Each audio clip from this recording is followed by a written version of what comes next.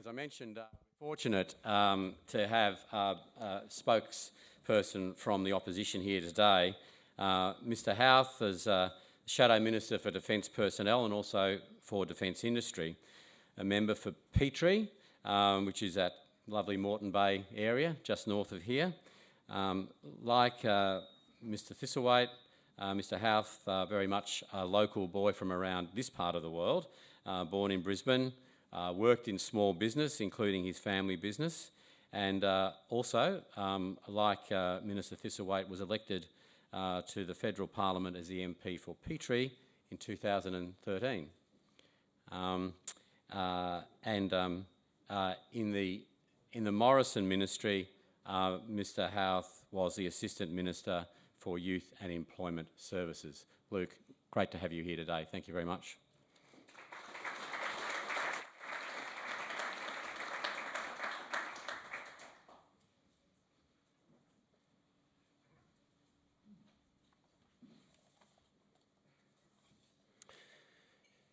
Well, thanks very much, Michael, for that introduction. It's wonderful to be here with you today, and thank you for your role as National President. Where's he gone? He's actually sitting. Oh, there he is. Yeah, thanks for what you're doing as National President, and thanks for that introduction. To everyone in the room, welcome to Queensland. It's a great part of the world, and I know that many of you have travelled from all around the country, so thank you for being here today, and I hope you all have a wonderful conference. I do want to, obviously, thanks to Michael, but thank you to the CDF, General Campbell, for what you do for the country, to all the previous national presidents that are here, to the major generals that are all here as well, and to every serving member of the ADF, whether it's full-time or in a reservist capacity, and to all veterans in the room, thank you for what you've done for the country. To Minister Thistlethwaite, great, thank you for what you're doing, and I wish you well in the important role that you're in, because we do need to ensure that our Defence Force is strong. So thank you for being here, and I wish you well in what you're doing.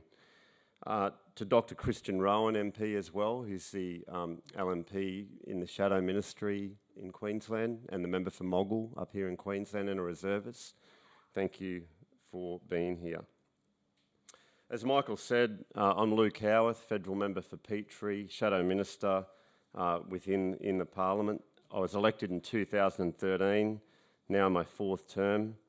I'm part of the Coalition Defence team, obviously the former Defence Minister and now Opposition Leader, and who's in the seat next door to me, the Honourable Peter Dutton MP, is our leader, and I know that he appreciates everything that you do, every single one of you in this room. And he's a good man. I've met quite a few people in Parliament over the years, and one thing about the Leader of the Opposition, about Peter, is that he's calm.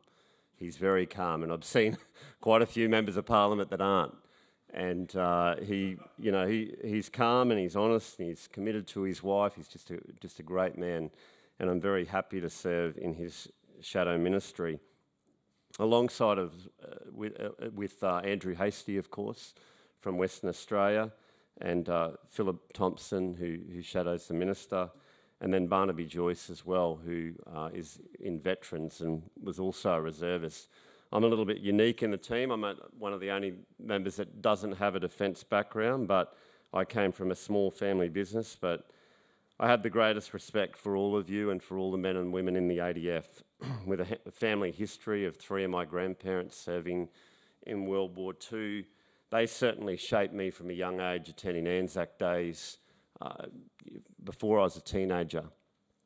Listening to their stories, listening to their service, and I want to see our Defence Force grow, supported and be provided with everything that they need. But it is important that you tell your stories too, to your families, to your grandchildren, to your kids, because that is what shapes people. I think when people look at the ADF, it does encourage them into a life of service. We spoke about people before, and that's what life is about. We're here for a limited time. This week as a member for Parliament, I was with someone in my electorate in Redcliffe who is in palliative care. He'll be gone within probably the next 4 weeks. And you think about what is important in life, and life is about relationships. And what my grandparents showed me through their service in World War II, and the way that they spoke fondly about the ADF and service in general is partly what inspired me to go into Parliament. It is about people as a politician, and that we, whether you're in the shadow ministry or whether you're in the government, it is about trying to help the country, and we need to be very proud of our country as well. To the brave men and women who serve in the reserves here and online, who are online with us as well and around the country, I want to express my heartfelt appreciation. Your dedication, sacrifice embody the spirit of service that defines Australia. Your commitment to defending our values and safeguarding our security doesn't go unnoticed, and we are indebted to your unwavering service. I also extend my gratitude to the families of our reservists, to the families. I was just talking to the chief before about where he grew up. He said all over the place, all around the country. Right, I grew up here in North Brisbane, pretty well lived here all my life, travelled around the country, travelled overseas, but I've been in that one place. So thank you to the families of the reservists and the ADF that do that travel. Your sacrifice in sharing your loved ones with the service reflects a profound dedication to our country's well-being. Your support provides the backbone upon which our reservists can stand with confidence, knowing that their families stand behind them in every step of the way. Since the inception of Federation, civilian volunteers and reservists have steadfastly upheld Australia's defences. You have been the unwavering backbone, poised to mobilise in times of war and step up during crises and natural disasters, which the Minister spoke about before. The role of the reserves has witnessed transformations over the years, adapting to the changing military requirements and national commitments, a narrative spanning several decades. Yet in recent times, the significance of this role has surged, as reservists provide crucial support not only on domestic soil, but also take their place beside their full-time peers in international operations. Despite the ADS adopting the principle of being a last resort force, the reserves have demonstrated multifaceted capabilities.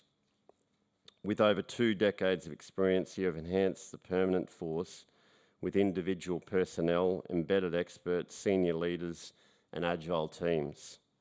You're not merely trained for collective capabilities, but also executed them in the realm of domestic operations and low to mid-risk overseas engagements. One of the great opportunities that Matt and I get to do as parliamentarians is each year participate in the Australian Defence Force parliamentary program. And last year I was up at Pitch Black, and some of the people that I met there was a large contingent of reservists at Pitch Black up in Darwin.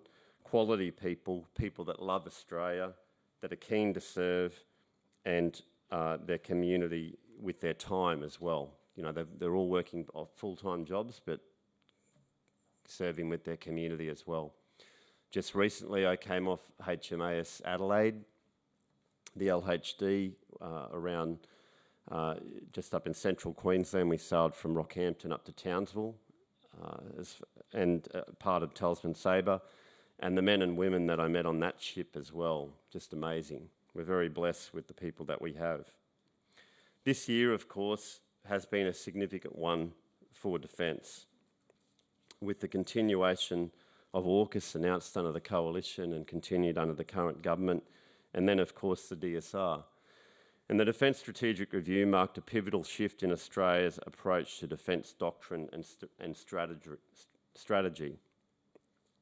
The DSR held the hopes of our defence industry and personnel for clarity and direction moving forward.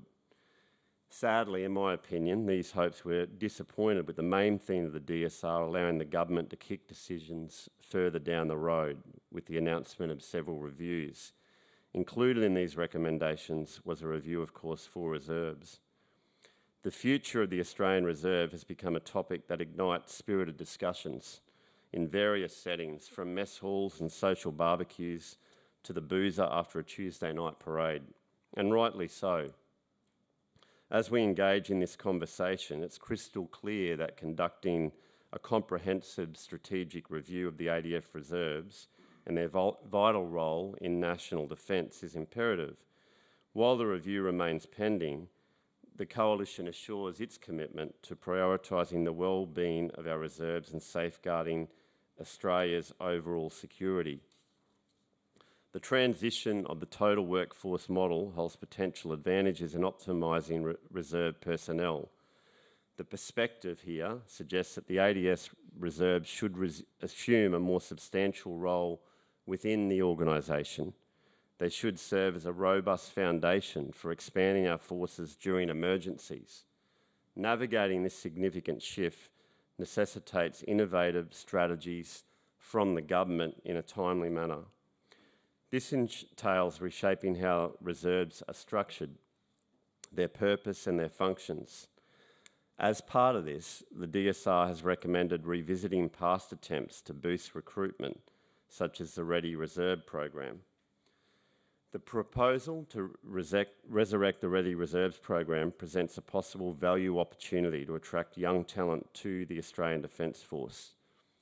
Introduced in '91, it provided intensive ADF training for high-calibre young Australians. Participants subsequently committed to serving in the Ready Reserves unit for 4 years, dedicating approximately 50 days of service annually. Budget constraints led to the cessation of the Ready Reserves program, which of course is an issue. And in relation to the ADF, you know, that's in relation to the gap year, that's an important program as well, that I think there's a lot of opportunity for government there, and I was just talking to the Chief about it as well. I know in my own electorate, there's a migrant family that migrated to North Lakes in my electorate from South Africa. And there's a couple of things about migrant families that I've noticed that when I'm at, I guess, swearing-in ceremonies. One, they all have a much stronger faith in God than what the census currently shows. I think in the last census we had 44% of Australians that identify as Christian, 54% that identified people of faith. But often at these ceremonies when you get up and you have all these new citizens, 90% of them probably swear under God their allegiance to Australia. But it's interesting too because they also are more, I think, ready to serve. And this young woman that I met at a citizenship ceremony and her family from South Africa, they're all really keen to join the ADF, and they did. They're both in the army right now, both probably 22, 23 years of age and 21. But they were wanting to join the gap year, and they weren't able to get in. This is when we were in government. They weren't able to get in because there wasn't enough places. And at the time, the minister at the time, or the assistant minister at the time, was Andrew Hastie, and I had him up in my electorate, and he said, look, even though you can't get in, just join up, just do the 4 years, and that's what they've done. They're both in there and they're enjoying it, doing a great job. And I think, you know, it's important in Australia too that we, you know, everyone in this room talks about the positivity of their experience. You're in this organisation because you're proud of what you've done. Talk about that to people, because if you do that, more parents, I think, will be willing to encourage their own children into the ADF, because at times that can also be a blocker. I know with my own son, who's currently in the army, he was my eldest son. When he left home, brought him in here to Brisbane, sent him off to where he was going at ADFA, and you know, it's sad to see them go. Right, but I think a lot of parents might hold back their kids as well from that. So if you talk about the advantage of your time in reserves and in the ADF, that's really, really important. The pivotal question of funding, of course, looms large as well. All governments now have competing priorities, and often defence is not an issue that comes front of mind at election time, at least in my time. So funding can be important. We need to talk to the Australian public about the importance of funding. If I hear one more person talk about nuclear submarines and AUKUS, now we're spending too much money on them and it could be spent on this, right? I've had to pull up a lot of people on this, because at the end of the day, that's important. It has bipartisan support, which I think is really important. But it's over a long period of time, right? It's not 300 billion or whatever it is over the next year, 2 years, 3 years. It's over a long, long period of time. And we need to talk to Australians about why that is important to invest, why we need more people in the ADF. Some 20,000 reserves, 60,000 full-time. Put that into perspective of 250,000 public servants in Queensland alone. Since Campbell Newman left here as Premier, there was 190,000. It's now blown out to something, the member for Moggill will be able to tell me, about 250,000. The whole full-time ADF numbers. And when I talk to people about that, they sort of think, wow, that's not a lot of people to defend Australia. It's not a lot of people.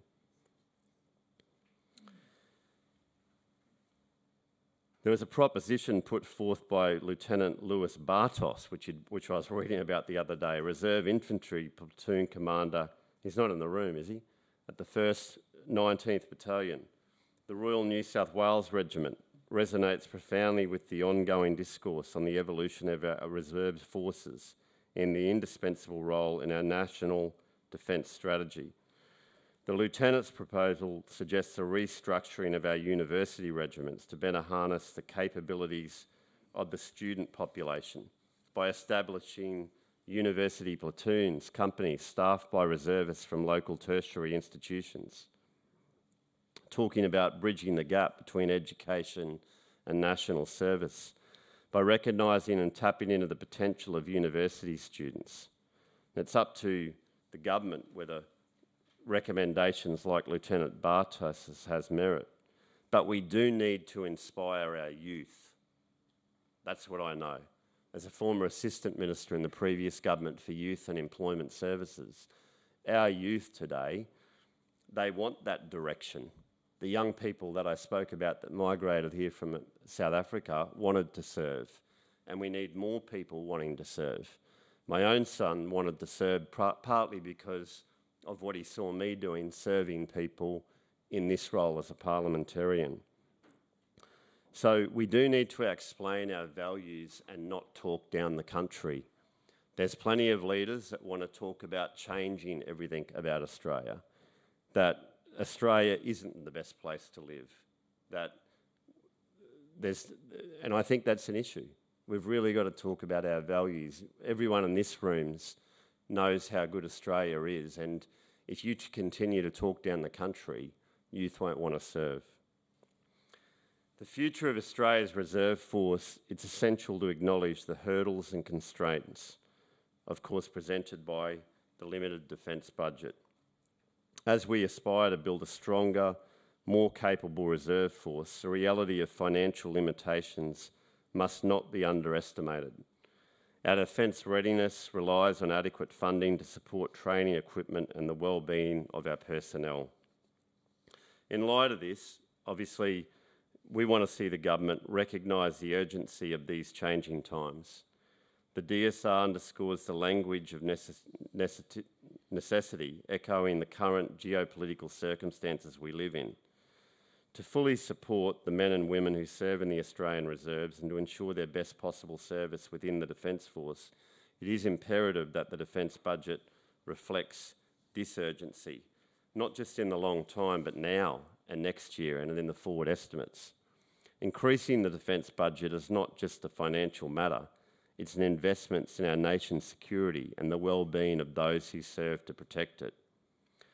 Let us stand united in our commitment to fortifying our reserve force, empowering them to face the challenges of today and tomorrow, and together we can build a stronger, safer and future for Australia. To everyone in this room, I hope the rest of the day goes well. I want to extend my sincere gratitude to all of you who have been actively engaged in shaping this crucial dialogue. Very important. It's through the collaborative efforts of passionate individuals, leaders and thinkers that we envision a stronger, more adaptive reserve force that can meet the challenges of our dynamic times.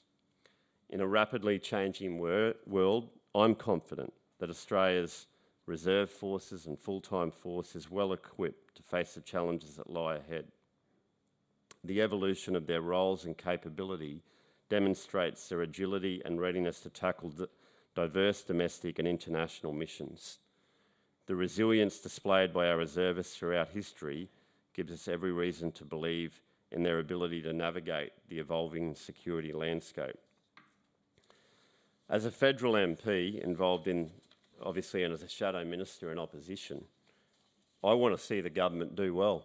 I want to see the Defence Minister and the Defence Personnel Minister and the Assistant Minister achieve their targets, because we love the country, we want to see it do well, so we wish them well. Happy to take questions. Thank you.